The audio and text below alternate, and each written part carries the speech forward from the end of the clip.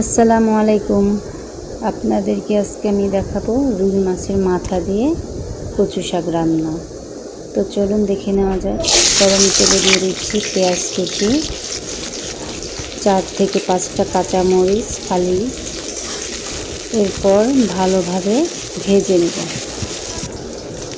নরম হয়ে এলে দিয়ে দিচ্ছি মাছের মাথা, আর একটু ভেজে নেব পেঁয়াজের সাথে। দিয়ে দিচ্ছি পরিমাণ মতো লবণ, 4 চা চামচ হলুদের গুঁড়া, 1.5 চা চামচ মরিচের গুঁড়া, দিয়ে দিচ্ছি 1 চা চামচ জিরা গুঁড়া, 1 চা চামচ ধনিয়ার গুঁড়া। এইভাবে আবার ভালোভাবে কষিয়ে নেব। এইভাবে কিছুক্ষণ কষানোর পর দিয়ে দেবো একটু পানি।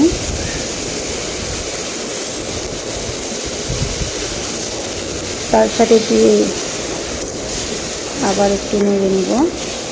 এরপর মাছের মাথাটা একটু উল্টিয়ে দিব যেন ভালোভাবে সিদ্ধ হয়ে যায়।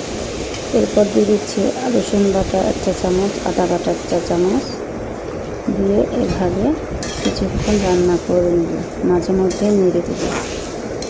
এরপর দিয়ে দিচ্ছি ঢাকনা, পানিটা শুকিয়ে না আসা পর্যন্ত। 10 মিনিট পর উঠিয়ে নিচ্ছি। এই তো পানি শুকিয়ে গিয়েছে।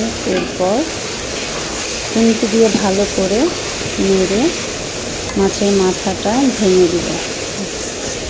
এরপর কষিয়ে কিছুক্ষণ পর দিয়ে দিচ্ছি কচু শাক।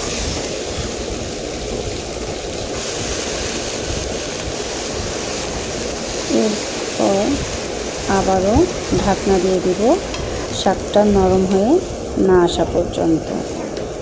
এই তো এইভাবে নেড়ে কষিয়ে নিব আরও কিছুক্ষণ, পানিটা শুকিয়ে না যাওয়া পর্যন্ত। মাছের মাথা এবং কচু শাক ভালোভাবে মিশিয়ে যাবে আর পানিটা শুকিয়ে যাবে। দিয়ে দিচ্ছি আবারও ঢাকনা, আর একটু পানিটা শুকিয়ে আসা পর্যন্ত। এই তো পানিটা শুকিয়ে গিয়েছে কিছুক্ষণ, আরও ভালোভাবে কষিয়ে নিব, পানিটা একেবারে শুকিয়ে না যাওয়া পর্যন্ত। আবারও ঢাকনা দিয়ে দিচ্ছি। এই তো পানিটা শুকিয়ে এসেছে। এবার ভালোভাবে নেড়ে কষিয়ে নিচ্ছি। এটা একদম আঠালো হয়ে এসেছে, প্রায় কচু পাতা ভর্তার মতো।